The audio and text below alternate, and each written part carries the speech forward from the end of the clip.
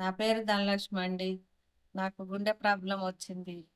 నిమ్స్‌లో చూసా. నిమ్స్‌కి పోయినా, యశోదకి పోయినా, అన్నిటికి నేను నాగరాజు సార్ దగ్గరికి వస్తే, "నీకు ప్రాబ్లం ఉందమ్మా. నువ్వు సూర్యప్రకాష్ సార్ దగ్గరికెళ్ళి చూయించుకో" అని నన్ను నువ్వే కాపాడు తండ్రి, నువ్వే తండ్రి ప్రభువా, ప్రభువా నాయన నువ్వే నాయన. ఆపరేషన్ కూడా అనలేదు. అమ్మ మరి నీది గుండె బాలేదు కాబట్టి నువ్వు కేరళకి వెళ్తావా అని అన్నాడు.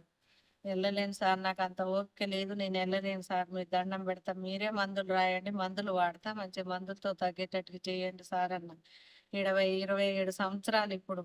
27 సంవత్సరాల నుంచి ఆ సారే నన్ను కాసి కాపాడి ఇప్పటి వరకు మంచి మందులు రాస్తాడు. మంచిగా ఆరోగ్యంగా ఉన్నా.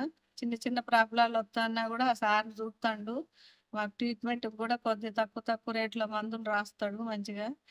సూర్యప్రకాష్ డాక్టర్కి దండం పెట్టాలమ్మా, దండం పెట్టి ఆ దేవుడికి దండం పెట్టాలి. ఇన్ని రోజులు నన్ను కాపాడినందుకు.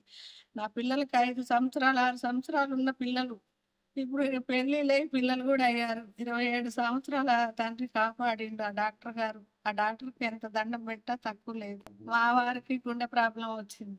ఆయన కళ్ళు తిరిగి పడిపోతే ఇక్కడ తీసుకొచ్చిన డాక్టర్ గారు వచ్చినప్పుడు చూయించుకో, సూర్యప్రకాష్ డాక్టర్ గారు వచ్చినప్పుడు అని అన్నాడు. అంటే సరే అని చూయించుకున్నాడు. చూయించుకుంటే నువ్వు హైదరాబాద్ రావాలా బాబు అని చెప్తే మేము లేట్ చేయకోకుండా హైదరాబాద్ వెళ్ళినాం. యాంజియోగ్రామ్ చేయాలన్నారు, చేయించుకున్నాం. మళ్ళీ బైపాస్ అన్నారు, బైపాస్ సర్జరీ కూడా చేయించుకున్నాం. ఇప్పుడు ఆయన కూడా 7 సంవత్సరాలు అయింది, మంచిగానే ఉన్నాడు. మా ఇద్దరికి మందులు ఆ సారే రాస్తాడు, సూర్యప్రకాష్ సార్.